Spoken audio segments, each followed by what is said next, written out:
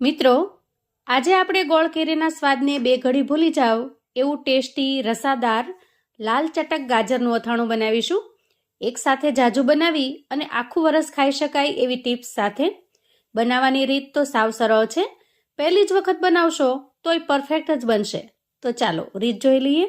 એકદમ ચટપટું અને સ્વાદિષ્ટ એવું ગાજરનું અથાણું બનાવવા માટે સૌથી પહેલાં મેં અહીંયા 400 ગ્રામ જેટલા દેશી ગાજર લીધા છે. મોટે ભાગે આપણે લાલ કલર જોઈ અને હાઇબ્રિડ ગાજરનો ઉપયોગ કરતા હોઈએ, પણ દેશી ગાજરથી જે મીઠું અથાણું બને છે એટલું સરસ એ હાઇબ્રિડ ગાજરથી નહીં બને.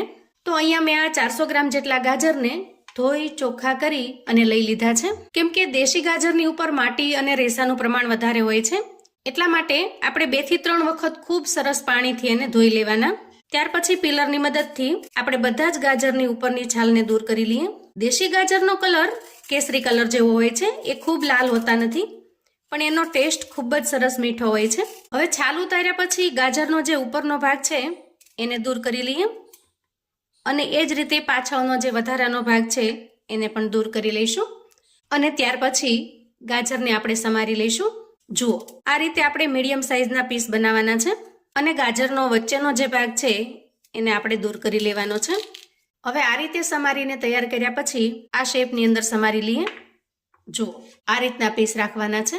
અહીંયા રેગ્યુલરમાં જ્યારે પણ આપણે ગાજરનું અથાણું બનાવીએ ત્યારે મોટાભાગે આ જ શેપ રાખતા હોઈએ છીએ, પણ તમને જો આનાથી નાના પીસ ફાવે તો તમે નાના પણ કરી શકો છો અને જો ગોળ શેપ ફાવે તો ગોળ પણ કરી શકો છો. ઘણા લોકો આ ગાજરના એકદમ ઝીણા ઝીણા પીસ કરીને પણ બનાવે છે. જુઓ, આ રીતે. તો તમે આ રીતે પીસ પણ કરી શકો છો. તમને જે શેપમાં ગમે એ શેપમાં ગાજરને સુધારી આપણે તૈયાર કરી લઈએ. હવે બધા જ ગાજરને આ રીતે સમારીને તૈયાર કર્યા પછી એક મિક્સિંગ બાઉલ લઈશું અને ગાજરને એમાં ટ્રાન્સફર કરીશું. ત્યાર પછી આપણે ગાજરમાં એક નાની ચમચી જેટલું મીઠું ઉમેરી દઈએ, 5 ચમચી જેટલી હળદર ઉમેરી દઈએ અને મીઠા હળદરમાં ગાજરને સરસ રીતે મિક્સ કરી લઈએ. ત્યાર પછી અડધા લીંબુનો રસ ઉમેરી દઈએ. લીંબુનો રસ ઉમેરવાથી ગાજરનો ટેસ્ટ એકદમ સરસ ચટપટો ખાટો મીઠો બને છે અને વળી લીંબુ પ્રિઝર્વેટિવનું કામ કરતું હોવાથી અથાણું બગડવાની પણ શક્યતા ઓછી થઈ જાય છે. અને હવે લીંબુના રસની અંદર ગાજરના જે પીસ છે એને સરસ રીતે મિક્સ કરી લઈએ. હવે આ રીતે લીંબુનો રસ એડ કર્યા પછી મિક્સિંગ બાઉલને કવર કરી અંદાજે 15 થી 20 મિનિટ સુધી સાઈડ પર મૂકીશું.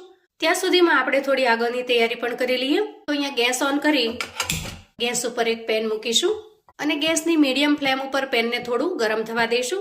એ સમયે 1 ચમચી જેટલા મેથીના કુરિયા ઉમેરીશું. મોટી 2 ચમચી ભરી અને આપણે અહીંયા રાઈના કુરિયા ઉમેરવાના છે.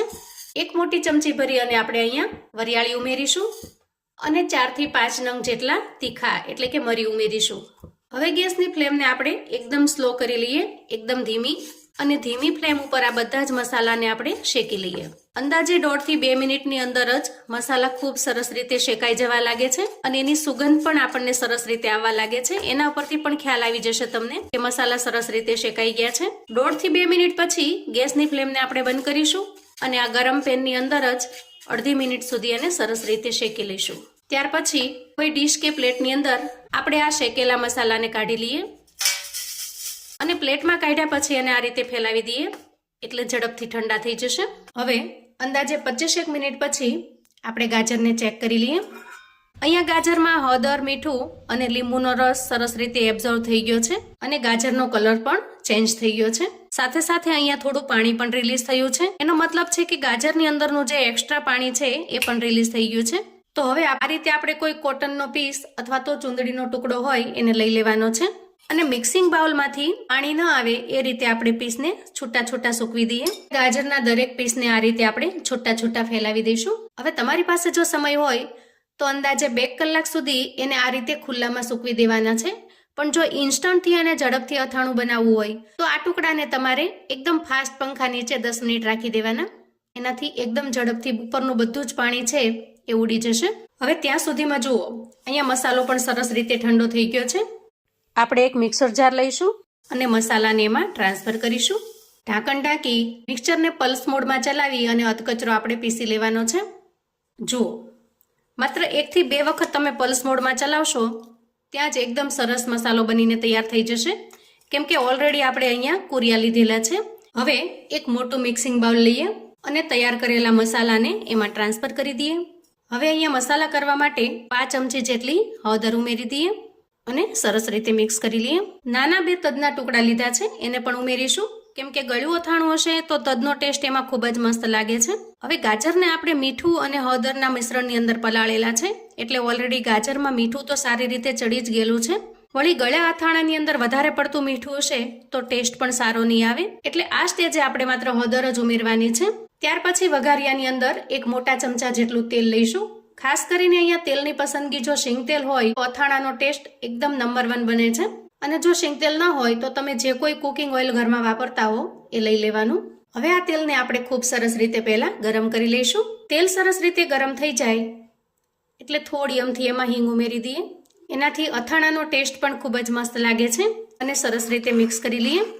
ત્યાર પછી ગરમ થયેલા તેલને આપણે મિક્સિંગ બાઉલમાં ઉમેરી દઈએ અને મસાલાને ગરમ તેલની અંદર સરસ રીતે મિક્સ કરી લઈએ.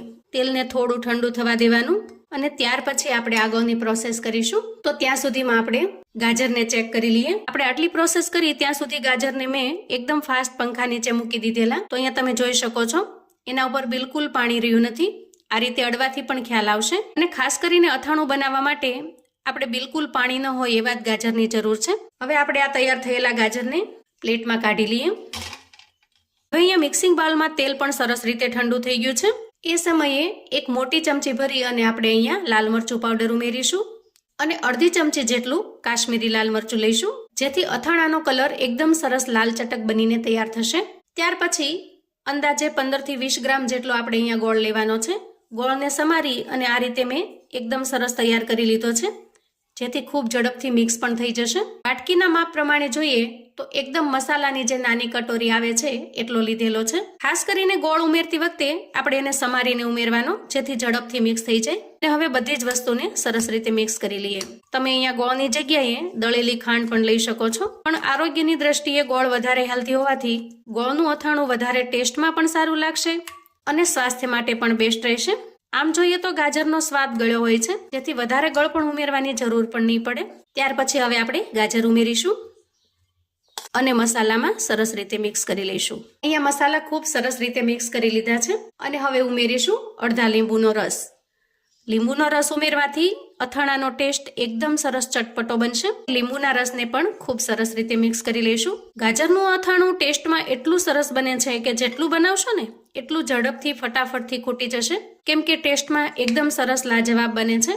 જે ગોળ કેરીના અથાણાની જેમ એકદમ સરસ ટેસ્ટમાં ચટપટું ખાટું મીઠું લાગે છે. પૂરી, પરાઠા, રોટલી, ભાખરી કોઈ પણની સાથે અથવા તો શાક રોટલી કે દાળ ભાતની સાથે પણ આ અથાણાનો ટેસ્ટ એકદમ અમેઝિંગ લાગે છે. અહીંયા આ રીતે અથાણાને આપણે તૈયાર તો કરી લીધું છે, પણ અથાણાનો એકદમ સરસ પરફેક્ટ લુક આવતા અંદાજે 1 થી 2 કલાક જેટલો સમય થાય છે. તો આ સમયે ઢાંકણ ઢાંકી અંદાજે 1 થી 2 કલાક સુધી અથાણાને રેસ્ટ થવા દઈશું. આપણે અથાણાને ચેક કરી લઈએ. વાહ, જોતા જ મોઢામાં પાણી આવી જાય અને ખાવાનું મન થઈ જાય એટલું સરસ ટેસ્ટી બન્યું છે. આ અથાણાને તમે ઇન્સ્ટન્ટથી એન્જોય કરી શકો છો. 2 કલાકની અંદર સરસ રીતે તૈયાર થઈ જાય એટલે તમે પીરસી શકો છો. તો જુઓ, એકદમ ચટપટું ખાટું મીઠું એવું ગાજરનું અથાણું બનીને તૈયાર થઈ ગયું છે. અથાણાને તમે લાંબા સમય સુધી સ્ટોર કરીને પણ રાખી શકો છો. તેલ અને લીંબુનો રસ હોવાથી લાંબા સમય સુધી પણ આ અથાણું એકદમ સરસ ફ્રેશ રહે છે અને ખૂબ જ જોરદાર ટેસ્ટી એવું બનીને તૈયાર થાય છે. તો મિત્રો, આવું અવનવું જાણવા માટે અને મને સપોર્ટ કરવા માટે ચેનલ પર જો તમે નવા છો તો પ્લીઝ ચેનલને સબસ્ક્રાઇબ કરો. વિડીયો ગમે તો લાઈક અને શેર કરો. તમારા સગા સંબંધી મિત્રોને પણ આપણી આજની એકદમ ટેસ્ટી અને ચટપટા એવા અથાણાની રેસિપી ચોક્કસથી મોકલી આપજો, જેથી એ લોકો પણ બનાવીને તૈયાર કરી શકે, એન્જોય કરી શકે અને એના પરિવારને પીરસી શકે. કોમેન્ટમાં મને ચોક્કસથી જણાવજો મિત્રો કે આજની આ ગાજરના અથાણાની રેસિપી તમને કેવી લાગી છે. ફરી મળીશું એક નવી રેસિપી સાથે. ત્યાં સુધી આવજો મિત્રો.